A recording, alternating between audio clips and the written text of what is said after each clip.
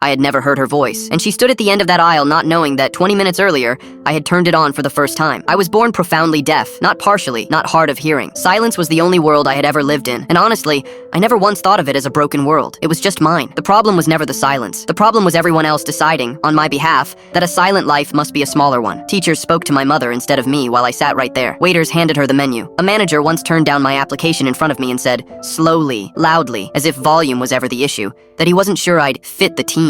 Then there was Nadia. She learned to sign in 11 months. Badly at first, hilariously badly, hands flying in the wrong order, calling me a chair instead of a friend. She'd laugh at herself and try again. She never once asked me to read her lips so she wouldn't have to work. She met me where I already was. She learned to tap the table twice before speaking so I'd know to look up. She switched every light in her apartment to the kind that flashes when the doorbell rings, and she did it before I ever stayed the night, just in case. When her family talked over dinner, she'd interpret the whole conversation with one hand while eating with the other, so I'd never be the guy sitting in the corner smiling at jokes he didn't get. She told me every day, in a language she taught herself for me, that she loved me. And still, somewhere behind my ribs, a small ugly voice kept asking whether she was carrying me, whether one day she'd get tired of translating the world. When my audiologist told me I was a candidate for an implant, that it might give me a version of sound, I sat in that chair and felt genuinely afraid. My silence wasn't a wound. I didn't need fixing. I said no, twice, but I kept thinking about one thing. I had never heard her laugh. I'd seen it 1,000 times, felt it through her shoulder when I held her, watched her whole face fold up with it, and I wanted once to know what it sounded like. When I finally told her I was considering it, she signed back, slowly, so I wouldn't miss a word. Sound or silence, I'm marrying you. Do it for you,